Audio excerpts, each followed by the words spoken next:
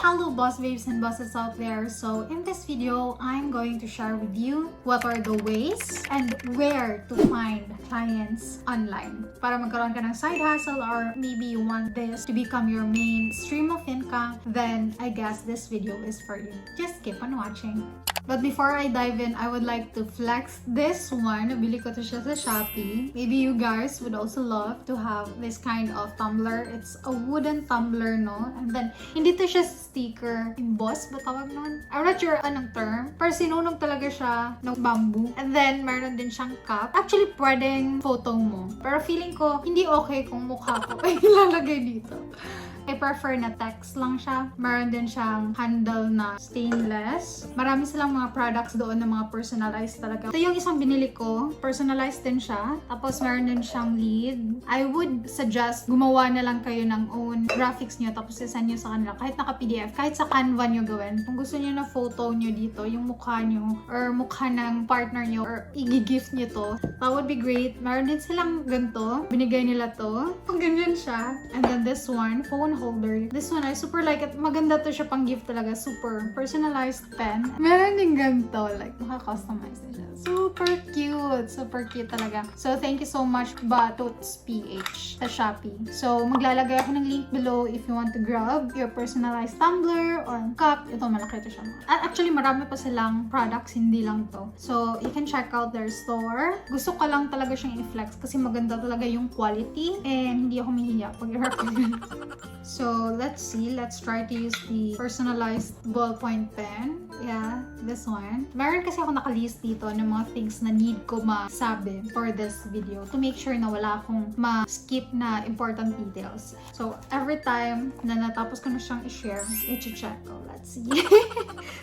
So, dito sa list ko, ang first ko na i-share sa inyo is yung mga third-party platforms. So, maybe you are asking, what is third-party platforms, Sui? So, basically, this is the websites na for freelancing talaga. Merong mga clients na doon sila nagpo-post ng mga jobs na online. And then, you naman, as a freelancer, you need to sign up to that platform and make sure that your profile is complete so that maka-apply ka sa mga job postings na nilagay doon ng mga clients. So, if you are asking mga samples ng mga third-party platforms na alam kong legit talaga, ito yung upwork.com. Siya yung, I think, pinakamalaki ngayon na freelancing platform. And the second one, dito sa Philippines, ang onlinejobs.ph. I would also highly recommend freeup kasi maraming magagandang feedback na malaki daw yung pasahod sa freeup. And then also, talent.hubstafftalent.com and meron ding peopleperhour. Doon din ako nakakuha ng client ko before nung nagsa-start pa ako. But, if gusto nyo pa ng maraming list, just feel free to message us on our Facebook page so that you can download our third-party platform list. But take note that meron silang respective disadvantages and advantages. So, first talaga sa disadvantage ng mga third-party platforms, kung doon magsasend ng payment sa client and then doon mo din siya i-withdraw, for sure meron talagang cut yung third-party platforms. That's their way para magkaroon din yung income yung platform nila. For example, bagong contract nyo ni client under Upwork, may 20% cut si Upwork sa sahod mo. Pero ang advantage naman na makikita ko is that it's easier for you to get clients, the newbie and aspiring freelancers, inside the third-party platforms kasi sure tayo na naghahanap talaga si client ng remote worker from that platform. Alam mo, sure ka na naghahanap siya ng SEO kasi ang nakalagay doon sa job description is SEO specialist, something like that. You are really sure kung ano yung need niya.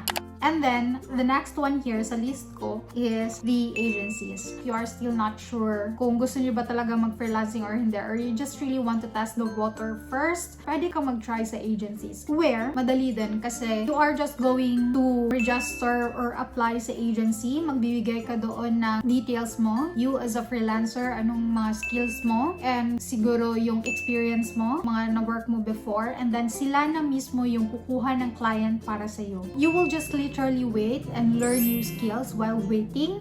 Just the same din sa third-party platforms na mayroon din siyang disadvantages and advantages. First ko talaga makikita na disadvantage once nasa agency ka is that merong cut ang agency sa client mo, because that's how we are going to run the business. Para merong fund ang business, we have to make profit from it. Magka-cut sila sa sahod ng freelancer kasi sila yung kumuha ng client. So, ganun. One thing naman na gusto ko din na mag-agency yung mga aspiring and newbie freelancers. First, yung sabi ni Eunice na you can really test the water if you like it or not. The second one, some agencies are providing trainings para sa mga freelancers nila. And the third thing din na masasabi ko na okay din itong agency for aspiring and newbie freelancer is that kung meron kang concern or issue sa client na hinahandle mo, you can go sa agency mo. Doon ka magsabi kung ano yung mga concern mo sa client, and then the agency na yung magsasabi sa client in a way na hindi ka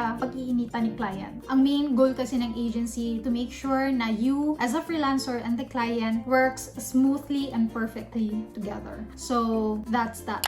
The third one is the Facebook group. Yes, you can get client from Facebook group. Especially if you are a student pa. Kadalasan kasi sa mga third-party platforms or yung mga agencies, meron silang age bracket. Or how about naman yung mga students na would like to try freelancing as a side hustle while nagsuschool sila, diba? So you can try go get clients sa mga Facebook groups. Just make sure na yung sasalihan nyo na group is nandun yung mga target clients nyo. So for example, ang gusto nyong maging client is yung mga nagbebenta ng mga halaman. So doon kayo sa Facebook groups na talking about plants, nagsisell ng plants online, yung mga ganun. Huwag kayong pumunta sa mga Facebook groups na wala namang kinalaman sa plants. And another example, if you want to have clients na mga coaches online, then join groups na ang member mga coaches online. It's just really a matter of searching and joining the right Facebook group. And this is just a pro tip lang. Don't do hard selling, hindi lang sa Facebook group. Lahat ng social media na meron kayo na ginagamit nyo for freelancing, don't do hard selling. It's really hard to sell products or maybe pitch your services, no, to someone na wala pa sa phase na yan, na mag-hire ng someone to help them online with regards to their business, no. Kung wala ka pang makita na someone na need niya ng help, just continue providing value to that community. In the long run, sila pa yung magme-message sa'yo. The disadvantage lang na makikita ko if you're going to get projects through Facebook group, no, it would be hard for you to sell kasi hindi mo agad makikita kung ano talaga yung need nila unless mag-post talaga sila na I need a virtual assistant to help me with this, blah blah blah. Ang next din na disadvantage is that it would take time to build trust sa Facebook group unless you are always showing up and providing content na makita ka talaga nila na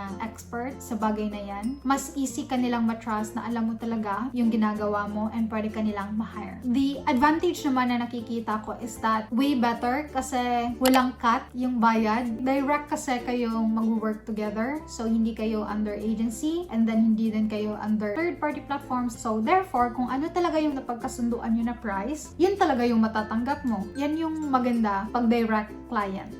So, the fourth way that I'm going to share with you kung paano kayo makakuha ng client is through your social media accounts. You don't have to show up sa lahat ng platforms, no? But I would highly recommend that you are going to at least optimize your LinkedIn account. Pwede din kayong mag-put out ng mga content sa TikTok, Instagram, and YouTube. TikTok and YouTube talaga are best for mga organic followers. Mas malawak yung reach niya kung gusto niyo ng organic na views, organic na growth. It's easier sa dalawang platform na yan. For LinkedIn, maganda siya kasi yung mga client na doon mismo yung mag-message talaga sa inyo na kung pwedeng maka-work ka sa kanila. So, it's really more on inbound. Just make sure na naka-optimize yung profile nyo sa position talaga na gusto nyo. So, if you haven't done that yet sa LinkedIn profile nyo, you can check out this one here. Nag-share si Sandry sa atin kung paano i-optimize yung LinkedIn profile natin para maka makaka-attract ng clients para just more on inbound na lang. So, dalawang videos yan. Make sure to check out the 2 videos kasi meron siyang mga dinagdag na mga details sa second video. So, that's that. Show up consistently, then keep providing value to that platform, and people will see na you are really good sa ginagawa mo. Malaki yung edge na ikaw yung i-contact nila for possible projects na nasa niche mo. But the disadvantage is that this would really take time to get traction from the target market mo, no? Compared sa yung pupunta ka talaga sa group, kadalasan doon na members, mga target clients mo na talaga. Here in this one kasi, hindi ka pa sure kung ano yung ma-reach mo na market or ma-reach mo na audience. Mas targeted kung pupunta ka sa mga groups compared to just putting out contents sa social media mo. And another disadvantage pa is that you have to consistently show up, consistently create content sa platform na yan. And then one of the disadvantages din na nakikita ko, once you are just going to use your social media accounts na hindi gumagamit ng paid ads, hindi ganoon masyado kalawak yung reach compare doon sa mag-a-ads ka. Gastos ka pa to make sure na yung reach mo is the target client mo talaga, no? And then yung mga advantages din na mga nakikita ko. First is that, again, since this is a direct, no, hindi ka gumagamit ng third-party platforms or hindi ka through agency,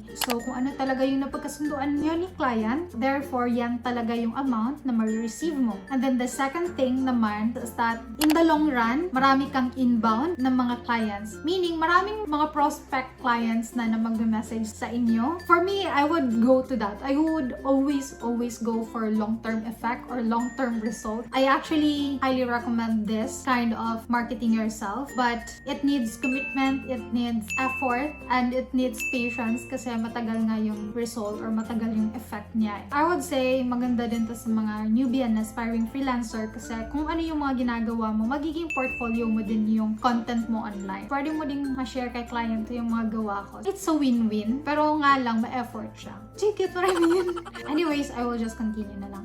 So the next way that I'm going to share with you is to reach out to your friends or maybe relatives or sa family mo na may small or medium business na and ask them if maybe you can help them online sa business nila. I think that's one best way to get test clients para matest mo lang yung skills mo and paano mo sila ma-help online. Kung wala kayong friends na may business or wala kayong family or relatives na may business, so you can go to mga local business owners and nasa lugar niyo lang din and ask if they need help when it comes to this kind of service, let's say social media marketing, kasi marami na talaga akong nakikita ngayon, especially sa TikTok talaga, na yung mga physical business nila ginagawa na nila online. Sometimes nagla-live pa sila while doing the thing and then meron ding nag-order then online while watching. Very creative way in selling. So yeah, you can reach out to them, you can tap them and ask them if they need help with this kind of service and you are willing to do that, yung mga ganon. Once you do that, make sure na you are really serious sa gagawin mo para hindi kayo magka-conflict ng friend mo or yung family mo or yung local business owner. For the advantage naman, very obvious na magkakaroon ka ng experience on how to do online marketing or digital marketing, no? Kahit anong platform pa yan, as long as you are putting out content, you are trying to sell, you are trying to help the business grow, that is what we call digital marketing. Or let's say, doon ka sa more on admin stuff, yung mga admin na mga task, kahit gano'n, that's also good pa rin. Marami pa rin nangangailangan yan kahit mga local business owners. So, yeah, you can try and ask kung need ba nila ng someone makahelp to do a data entry or to check the inventories and make sure that the system is updated online para kung in stock pa, nakalagay talaga na in stock. Kung wala na, meron nang na sold out. So, yung mga gano'n, small task siya pero ma-effort. Most business owners hindi na yan gusto gawin and they will focus more on the bigger aspects na sa business, no? So you might as well take over that kind of responsibility. Okay, this is done. So I've already shared 5 ways on where to get your clients online or where to get your remote work. Actually, marami pang ways, like for example, growing your network or through referrals, but I will not talk more about this because I will just focus muna sa para sa mga aspiring and newbie freelancers kung ano yung mas easier for them to get clients online, okay? If you would like me to add more ways pa talaga, kasi marami pang iba, hindi lang yung 5 na nabanggit ko, then just comment it below if naka-help to sa inyo. Don't forget to like this video and don't forget to join our Facebook group. I'm ready to boss up by Brigsoy, and like our Facebook page at BatutsPH, and don't forget to follow us on our Instagram accounts at Brigsoy and at BatutsPH. So yeah, hope to see you guys on my next one. Bye!